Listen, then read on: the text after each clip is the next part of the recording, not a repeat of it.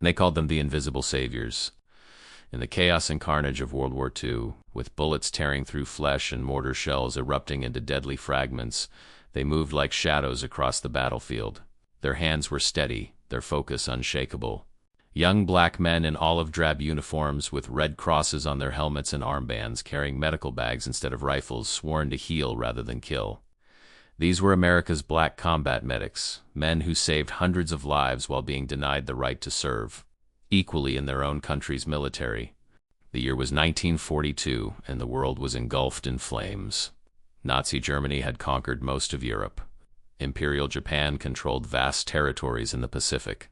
And in the United States, a segregated military prepared to fight for freedom abroad while denying it at home. As America mobilized for war, its military reflected the harsh realities of Jim Crow: separate facilities, separate units, and separate standards for black and white soldiers. The Army Medical Corps was no exception. For Waverly Woodson Jr., a 21-year-old pre-med student from Philadelphia, the contradiction was painful but not unfamiliar. Like many young black Americans, he believed that service to country might finally prove black Americans worthy of full citizenship. When he enlisted in December 1942, he knew the odds were stacked against him. Despite passing the exam for officer candidate school with flying colors, he was denied a commission because of his race, a common practice that kept qualified black men from leadership positions. Instead, he was assigned as a medic to the 320th Barrage Balloon Battalion, the only all-black combat unit to participate in the D-Day invasion. "They'll let us die for them," he wrote in a letter home, "but they won't let us live with them." The early morning of June 6, 1944, found Woodson aboard a landing craft approaching the bloodiest section of Normandy, Omaha Beach. As they neared the shore, their vessel hit a mine, then took direct fire from German 88mm guns. Shrapnel tore into Woodson's thigh, back, and groin. The man next to him died instantly. Bleeding profusely, Woodson thought, "I am dying." But after a fellow medic bandaged his wounds, he waded through the churning red water toward the beach. What happened next would be recorded in Army dispatches, but deliberately overlooked when medals were awarded. For the next 30 continuous hours, Corporal Woodson worked without rest. Under constant enemy fire, he established a medical aid station behind a rocky embankment. He removed bullets, cleaned wounds, dispensed plasma, set broken bones, and in one case amputated a soldier's foot. When 4 drowning men were spotted offshore, he waded back into the water and pulled them to safety, administering CPR until they revived. The beach was a vision from hell itself. Broken bodies lay scattered across the sand, some moaning in agony, others terrifyingly still. The constant rat-tat-tat of machine gun fire mingled with the thunderous explosions of artillery shells and the desperate shouts of officers trying to organize their men. The air smelled of salt water, gunpowder, and blood. So much blood. And through it all, Woodson moved with a strange calm, as if the storm of war raged around a bubble of determined focus. "I don't remember being afraid," he would say years later. "I remember being busy. Too busy to think about dying, too busy to worry about the bullets. There were men who needed help, and I was the help they had." A young infantry lieutenant with a shattered femur remembered looking up to see Woodson bent over him, face streaked with sweat and grime, hands moving with practiced precision despite the chaos around them. "He kept talking to me while he worked," the lieutenant recalled, "telling me I was going to make it, that I'd dance at my daughter's wedding someday. And you know what? I did. Because of him, I did." By the time Woodson collapsed from his own wounds and exhaustion, he had saved at least 200 men, black and white alike. His commanding officer recommended him for the Distinguished Service Cross. General John C. H. Lee upgraded the recommendation to the Medal of Honor, but no black soldier would receive America's highest military decoration in World War II, not one among the 1.2 million African Americans who served. 500 miles away and 6 months earlier, Second Lieutenant Alvin Vincent Blount, Jr. faced a different kind of battle, a graduate of Howard University's medical school, where he had studied under the pioneering Dr. Charles Drew. Blount had been assigned as a surgeon to a segregated medical unit at Fort Huachuca, Arizona, the largest training facility for black troops in America. Fort Huachuca was a study in contradictions. The Army had established a state-of-the-art hospital there, with 950 patient beds, America's largest hospital staffed entirely by black medical personnel. But the facility was strictly segregated. Black doctors could only treat black patients. They lived in separate barracks, ate in separate mess halls, used separate service clubs. Even their medical expertise was segregated. We were doctors in name only, Blount later recalled. They wanted us visible enough to calm the complaints from the black press and civil rights organizations, but invisible enough not to disturb the racial hierarchies. When a white soldier was brought in with severe trauma following a training accident, the base commander initially refused to let Blount operate, despite his being the most qualified surgeon available. Precious minutes ticked by as they waited for a white doctor to arrive from Tucson. By the time permission was finally granted for Blount to proceed, the soldier had lost critical blood volume. Blount saved his life, but the man lost his leg, a loss that might have been prevented without the delay. That night, Blount wrote in his journal, "They would rather see a white man die than be saved by a black doctor. What kind of madness is this? We took the same Hippocratic oath. Our blood is the same red. Our training is identical. Yet I am deemed unworthy to touch white skin, even to heal it, doctor." Charles Drew, who had revolutionized blood banking and saved countless lives with his techniques for plasma preservation, was barred from serving in the very blood program he had helped create. The military's policy of segregating blood by race, a practice with no scientific basis, was too much for him to bear, and he resigned from the American Red Cross in protests. Blood is blood, Drew had insisted. It has no religion, no color, no politics. It is the great leveler, the great equalizer. The scientific truth repudiates the racial myth. The War Department had ignored him, preferring pseudoscience that supported segregation over medical fact that challenged it. When Drew died in 1950 after a car accident in North Carolina, rumors spread that he had been refused treatment at a whites-only hospital, a tragic irony for a man who had dedicated his life to making blood transfusions available to all. Though later disproven, the rumor's persistence reflected the grim reality of medical segregation that Drew had fought against. For nurses like Eleanor Powell, the indignities were perhaps even more severe. The Army Nurse Corps had initially rejected all black applicants, claiming there were no provisions in Army regulations for the appointment of colored nurses. Only after intense pressure from the National Association of Colored Graduate Nurses were the first 56 black nurses admitted in 1941. By 1944, when Powell enlisted, only 300 black women had been allowed to join the Nurse Corps compared to 40,000 white nurses. Powell completed her training at Fort Huachuca, then received her assignment, Camp Florence, Arizona. Not a field hospital treating wounded GIs, not a station hospital caring for Americans. Instead, she was sent to care for German prisoners of war, Nazi soldiers captured in North Africa and Europe. The bitter irony wasn't lost on Powell or her colleagues. Black Americans were fighting and dying to defeat Hitler's racist regime, yet being forced to care for Hitler's soldiers while denied the right to care for their own wounded countrymen. Even more galling was how German posts often received better treatment than black military personnel. In train stations throughout the South, black soldiers were barred from whites-only dining rooms, forced to watch as German prisoners ate alongside their white American guards.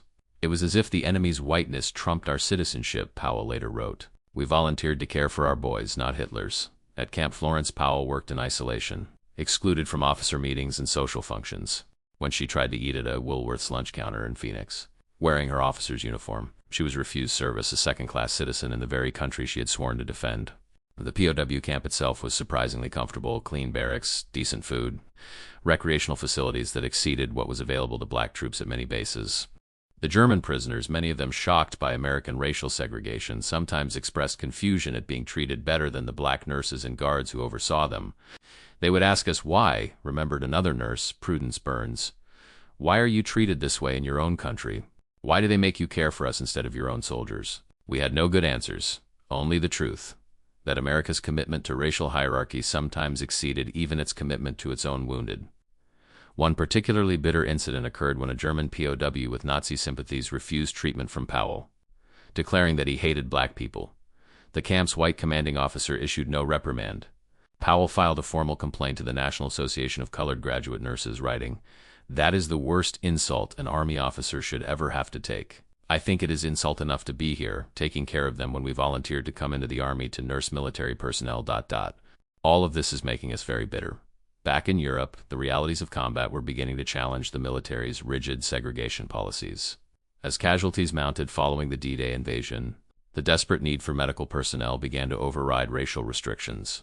In the Italian campaign, where the all-black 92nd Infantry Division fought along the Gothic Line, combat medics like Private First Class James Thompson worked in conditions that made racial distinctions seem absurd. Thompson had joined the 92nd, known as the Buffalo Soldiers, after being drafted from his home in Harlem. The division's combat record in Italy was mixed, in part because of poor leadership from white officers who, like the divisional commander Major General Edward Almond, held deeply racist views about black soldiers' capabilities. But there was nothing mixed about the bravery of its medics. In the mountainous terrain near Massa, Italy, November 1944, Thompson's unit came under heavy German fire. As casualties mounted, he crawled from one wounded man to another, bandaging wounds, administering morphine. Dragging the injured to what little cover was available, a bullet grazed his helmet. He kept working. Mortar fragments ripped through his aid bag. He improvised with what remained. When a white lieutenant from another unit was hit in the chest, Thompson threw himself over the officer's body as shell fragments rained down. "I wasn't thinking about him being white and me being black," Thompson later said. "I was thinking about him being a man who would die without help." The lieutenant survived. Thompson received a Bronze Star, but like Woodson, he was denied consideration for higher decorations. The 92nd Division would return home to little recognition and less gratitude. Their sacrifices minimized or forgotten entirely in the historical record. The 92nd fought in some of the most difficult terrain of the Italian campaign. The rugged mountains of the northern Apennines, where every ridge became a fortress and every valley a killing ground. The winter of 1944-45 was one of the coldest on record, with snow piling high in the mountain passes and frostbite becoming as common as bullet wounds. For the division's medics, this meant not only treating combat injuries but also caring for men suffering from exposure, trench foot, and pneumonia. Private Marcus Williams, a medic with the 370th Infantry Regiment, remembered one particularly harrowing night in February 1945. His company had been pinned down in a small village near the Serchio River Valley, cut off from their battalion aid station. 3 men were seriously wounded, and Williams was the only medic available. "We were in this half-destroyed church, and I could hear the German patrols moving outside," he recalled. One of our guys had shrapnel in his abdomen. Another had a chest wound that was bubbling air every time he breathed, and the third had lost part of his foot to a mine. I had 1 unit of plasma left, almost no morphine, and we were hours away from evacuation, with the help of 2 riflemen who served as his assistants. Williams worked through the night. He used wine from the church's stores to sterilize his instruments, tore an altar cloth into bandages, and improvised a chest seal using cellophane from cigarette packages. By morning, all 3 wounded men were stable enough to move when friendly forces finally broke through. For black medics in the field, such improvisations became a kind of specialty. They had often received less equipment and poorer supplies than their white counterparts in better supported units. But this disadvantage had forced them to develop a resourcefulness that now saved lives. "We learned to do more with less," explained Sergeant Rufus Clement, a medic with the 371st Infantry. "We learned to make splints from broken door frames, to use torn shirts as bandages when our supplies ran out, to carry men on our backs when stretchers weren't available. We became experts at the impossible." In the Mediterranean theater, the 25th Station Hospital represented another facet of the black medical experience in World War II, deployed to Liberia in 1943 to care for U.S. troops protecting strategic airfields and rubber plantations. The unit consisted of 30 black nurses and a full complement of black doctors and technicians.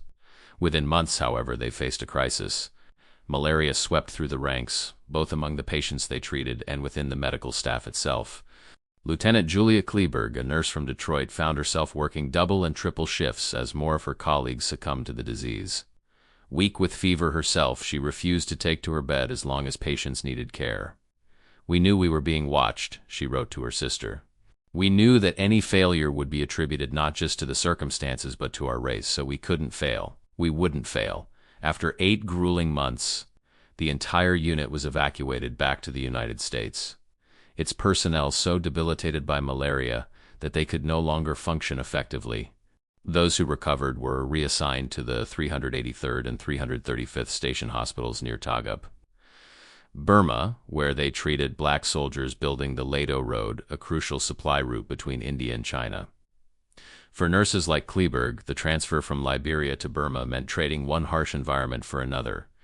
The monsoon rains, the oppressive heat, the constant threat of disease and Japanese attack all tested their endurance and commitment, yet they persisted, establishing a standard of care that earned grudging respect even from white medical officers who had doubted their abilities.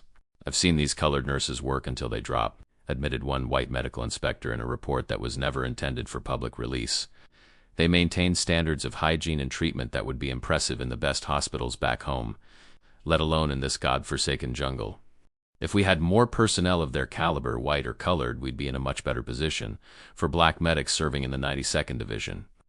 The Gothic Line campaign represented the culmination of their war experience. The German defenses in northern Italy were formidable: concrete bunkers, extensive minefields, pre-sighted artillery positions covering every approach. The fighting was house to house, hill to hill, with gains measured in yards rather than miles. Casualty rates soared, and with them, the demands on the division's medical personnel. Technician 5th grade Robert Johnson, a surgical technician with the 317th Medical Battalion, worked in a forward aid station just 2 miles behind the front lines. The wounded arrived in a steady stream, sometimes walking, sometimes carried by stretcher bearers, sometimes dragged by comrades who were themselves injured. "You stop seeing color after a while," Johnson observed. "White blood, black blood, it all looks the same on the operating table. The screams sound the same. The gratitude in their eyes when the pain finally stops. That's the same too." Single quotes. Johnson assisted in more than 200 emergency surgeries during the campaign, working alongside both black and white doctors. The battlefield necessity had forced a kind of integration that policy had resisted. White surgeons who had initially balked at working with black assistants now requested them by name, valuing their skills and experience over racial prejudice. "Dr. Whitman asked for me specifically for abdominal cases," Johnson noted with quiet pride. "Said my hands were steadier than anyone else's. Said he didn't care if they were black, white, or purple. They were the hands he wanted helping him when a man's life was on the line." Yet even these moments of respect and recognition existed within a system still fundamentally committed to segregation. When the fighting paused and the immediate crisis subsided, the old barriers often reasserted themselves.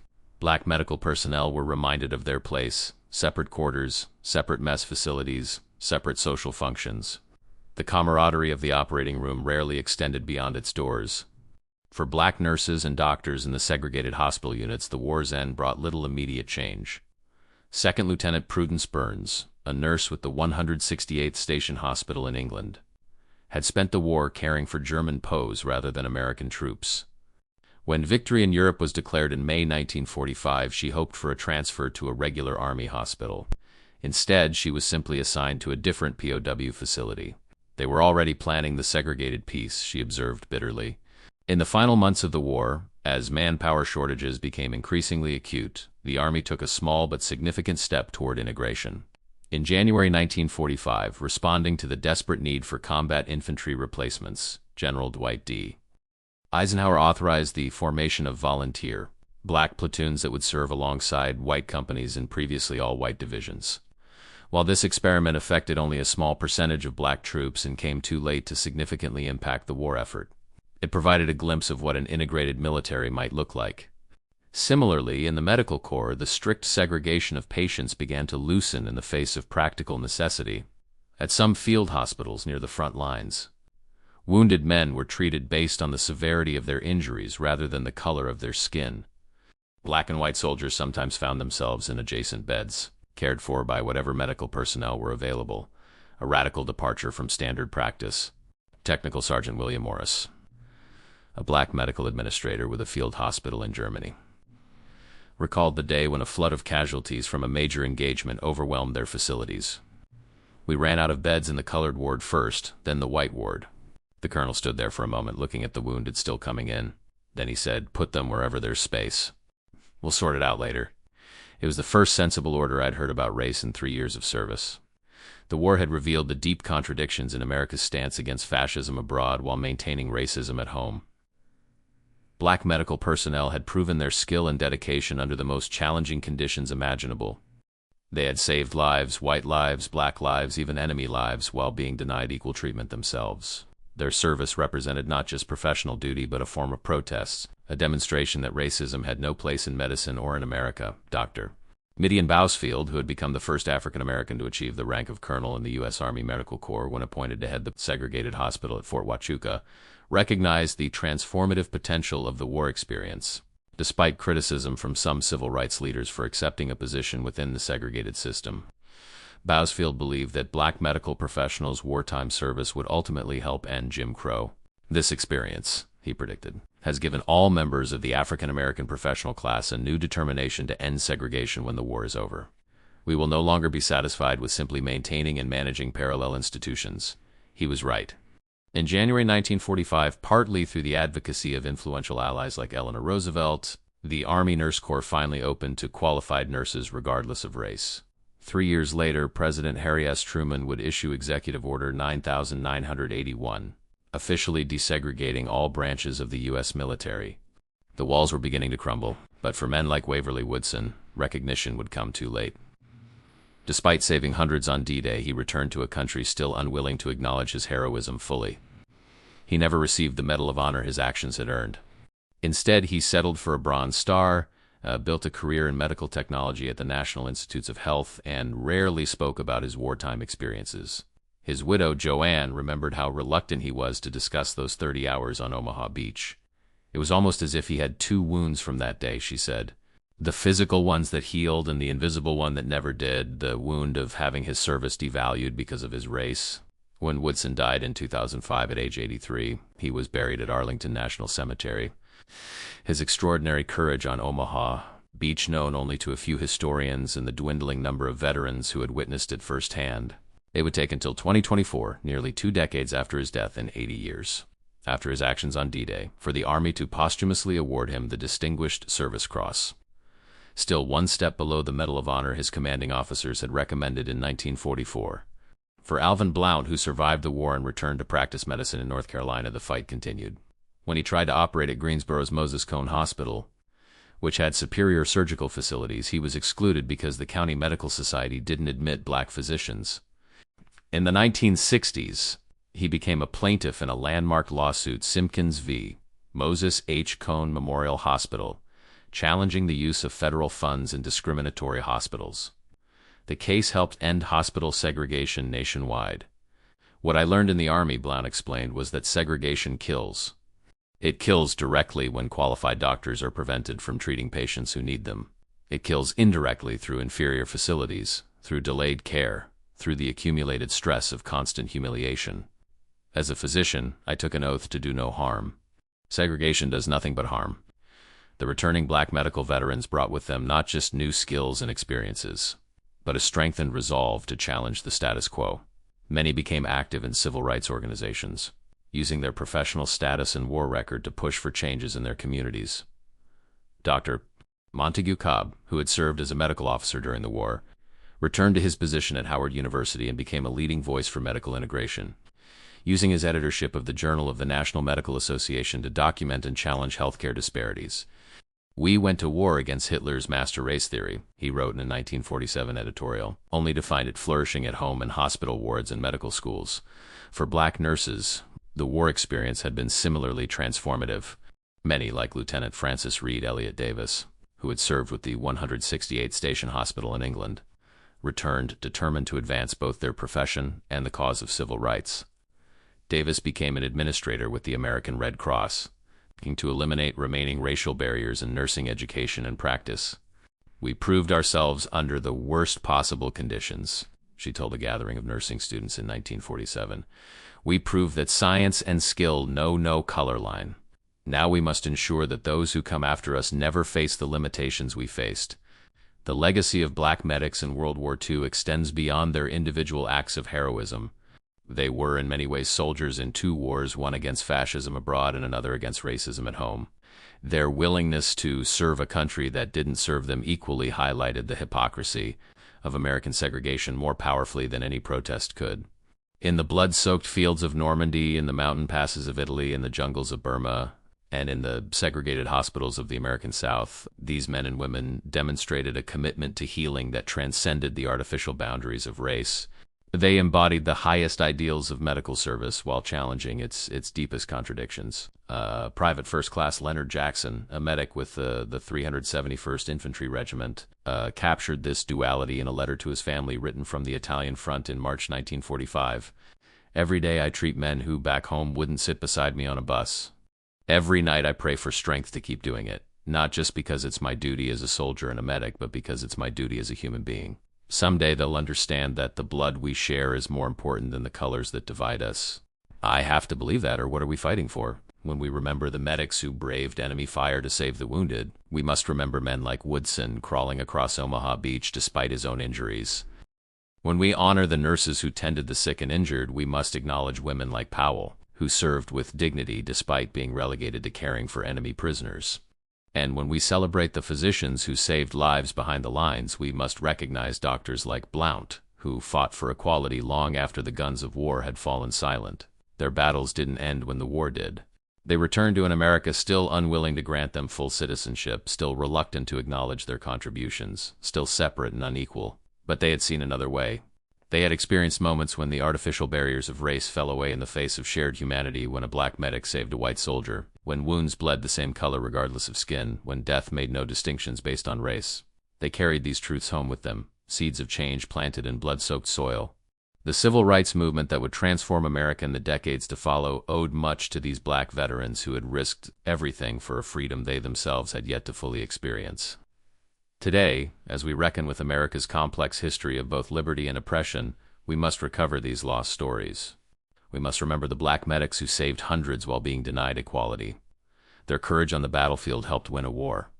Their courage after coming home helped change a nation. In the words of Waverly Woodson's son, Steve, speaking at the ceremony where his father was posthumously awarded the Distinguished Service Cross, "My father, if he could have been here today, would have been humbled.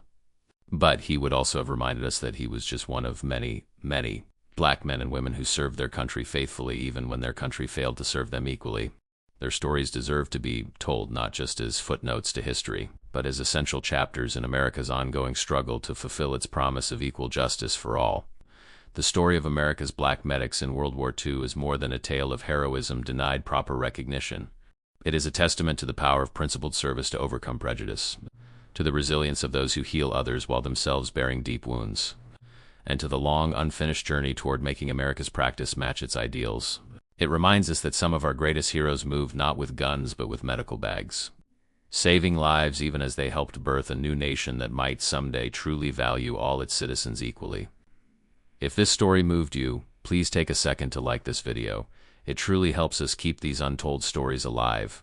Share your thoughts in the comments below, and don't forget to subscribe to the channel to discover more real stories of black heroes whose courage changed the course of history.